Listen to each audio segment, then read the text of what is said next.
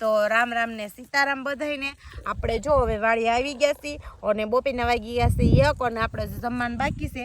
પણ આપણે વિચાર્યું કે થોડુંક છે ને લહણ ઉપાડી લેવી, બેગ પૂરા 1:30 વાગે ત્યાં સુધીમાં થોડુંક મુરત કરી દેવી. તો મને પહેલાં ખાસ જણાવજો કે લહણ જો આ ટાઈપનું છે તો હજી ઉપાડી લેવાય, ઢળી ગયું છે આખો. તમને આખરે ઘેરો બતાવી દઉં મારા લહણનો. અને મિત્રો, તમે લસણ વાવ્યું હતું, તમારે કેટલા વીઘાનું લસણ હતું અને કેટલું છું એ કોમેન્ટ કરજો. અને તમારે ઉપાડવાનું ચાલુ કરી દીધું કે જે ઉપાડવાનું બાકી છે એ એક મને ખાસ કરીને કોમેન્ટ કરી દીજો. અને આપણે એક પાથળો કર્યો છે, એક પૂળો એક ઉપાડ્યું છે ને હવે આપણે બીજી ઉપાડવાની શરૂઆત કરી છે. તો તમે પૂળો જોઈ લો કે કેવડા કેવડા ગાંઠિયા છે. શું કેવું વિકલ તમારું?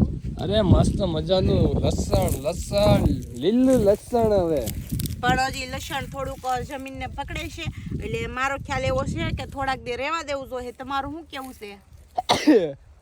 લે પણ એવું નથી. મારું કેવું એમ છે કે લસણ જો આ રાખશું ને તો ઢળી જાય છે, એટલે ઢળતું લસણ બગડે વધારે. એવું હોય? હા હા. પછી એટલે એના કરતા આપણે ઉપાડી લઈએ તો વધારે સારું કહેવાય ભાવ. તો તારું શું કેવું? જોઈએ હરો આખી ગાય જમીનમાં રહી. આવું જ થાય અમારાથી તો. પછી એમ નો આમ ત્રાહું ખેવાનું હોય, ઊભું ન ખેવાનું હોય. આવી ગઈ લહણ ઉપાડવા. ઊભું જ હોય, ત્રાહું ન હોય. હજી આ જમીન કડક છે, ભેજવાળી છે, હજી જ કડક ન કહેવાય. એ મૂકી દે ને પાણી હાવ એટલે આને હજી મારા ખ્યાલથી 3 દી પછી ઉપડે. ના કાલ સવારે ઉપડી જાય. સેજ આજ સુકાઈ જાય, કાલ ભેજવાળું થઈ જાય ને થોડુંક વાતાવરણ. એવું ન હોય, વાંકા ઉપડી જાય. હા જો ઉપડી જાય. હા ઉપડી જાય. એના સીધું ખેવાનું હોય.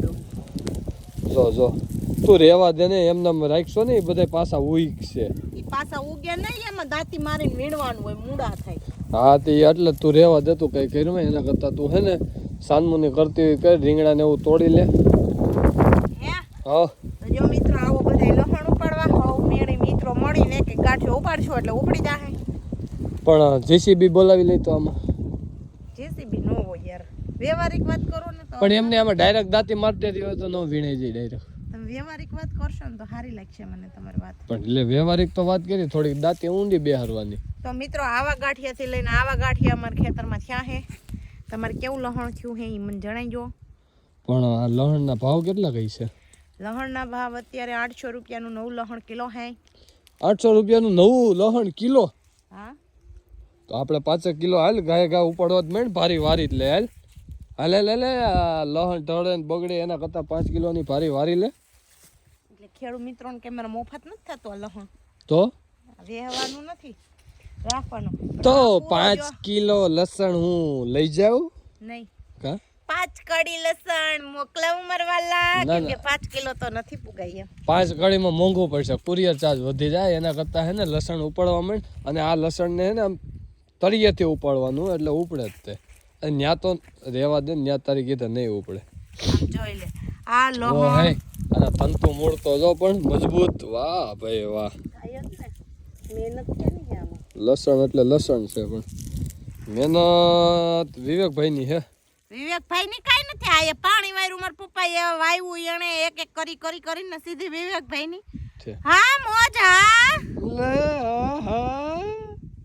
નો હાલ તો લહણ ઉપાડવા માંડ ફટાફટ. ચાલ બેસી ગઈ છો પારે, ફટાફટ. હવે તો કોક એમ કયો કે હાલો બોપેરા કરવા મિત્રો. કોક તે તો કયું ના બોલાવે છે? કોક તો બોલાવો. તમે આમાંથી નવરા થાઓ લહણ ઉપાડમાંથી તો કોક બોલાવે ને. અને આપણે જો ગલગોટા વાવ્યા છે, વ્હાઈટ ગલગોટા.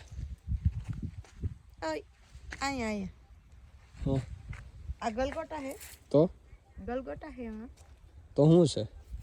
ઈ પૂછો આ શું હે? આ છે ડુંગળીના બી. તો ગલગોટા હા લેવાને કયો હો?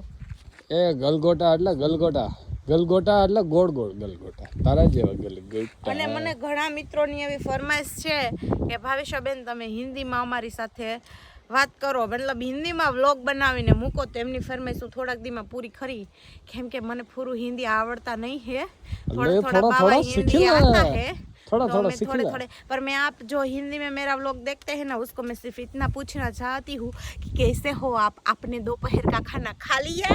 मेरे को बिल्कुल हिंदी में जवाब देना ताकि मैं थोड़ा थोड़ा हिंदी सीख जाऊँ.